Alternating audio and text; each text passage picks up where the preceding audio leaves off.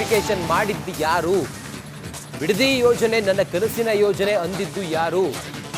ಮಾತು ಬದಲಿಸುವುದನ್ನ HDK ಬಿಡ್ಲಿ ಅಂತ ಹೇಳಿ ಬಾಲಕೃಷ್ಣ ಹೇಳಿದ್ದಾರೆ. ಮಾಗಡಿ ಕ್ಷೇತ್ರದ ಶಾಸಕ ಬಾಲಕೃಷ್ಣ.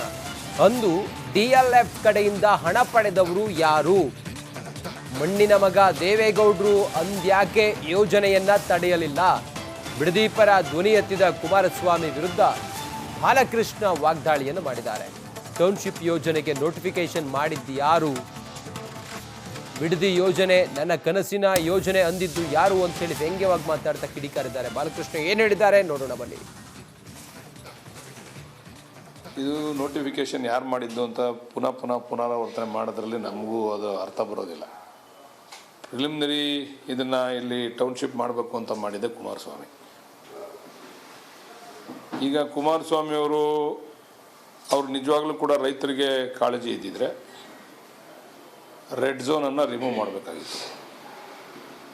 ಅವರು 2006ರಲ್ಲಿ ಇದನ್ನು ಪ್ರಿಲಿಮಿನರಿ ಹಂತವಾಗಿ ಮಾಡಬೇಕು ಅಂತೇಳಿ ತೀರ್ಮಾನ ಮಾಡಿ ನೋಟಿಫಿಕೇಶನ್ ಮಾಡಿದಾಗ ರೆಡ್ ಝೋನ್ ಮಾಡಿಬಿಟ್ರು.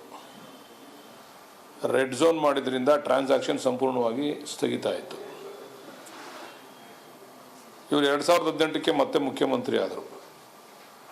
ನಿಜವಾಗ್ಲೂ ಕೂಡ ಅವರಿಗೆ ರೈತರ ಬಗ್ಗೆ ಅಭಿಮಾನ, ನಿಜವಾದಂಥ ಕಾಳಜಿ ಇದ್ದಿದ್ರೆ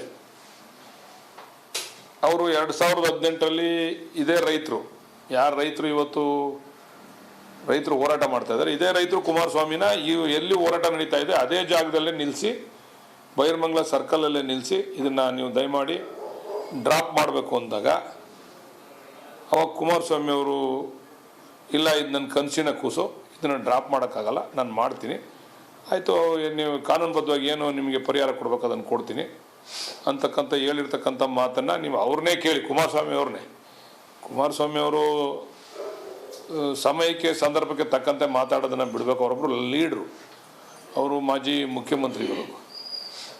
ಈಗ ಅವರು ಪಾದಯಾತ್ರೆ ಮಾಡೋದ್ರಲ್ಲಿ, ಅವರು ಹೋರಾಟ ಮಾಡೋದ್ರಲ್ಲಿ ತಪ್ಪೇನಿಲ್ಲ. ಅದು ಮೊದಲಿಂದನೂ ಕೂಡ ಅದು ಆಜನ್ಮ ಸಿದ್ಧ ಹಕ್ಕು ಹೋರಾಟಗಾರರಿಗೆ ನಮ್ಮ ದೇಶದಲ್ಲಿ ಹೋರಾಟ ಮಾಡಿರ್ತಕ್ಕಂಥದ್ದು. ಇದು ನೋಟಿಫಿಕೇಶನ್ ಯಾರು ಮಾಡಿದ್ದು ಅಂತ ಪುನರಾವರ್ತನೆ ಮಾಡೋದ್ರಲ್ಲಿ ನಮಗೂ ಅದು ಅರ್ಥ ಬರೋದಿಲ್ಲ. ಪ್ರಿಲಿಮಿನರಿ ಇದನ್ನು ಇಲ್ಲಿ ಟೌನ್ಶಿಪ್ ಮಾಡಬೇಕು ಅಂತ ಮಾಡಿದೆ ಕುಮಾರಸ್ವಾಮಿ.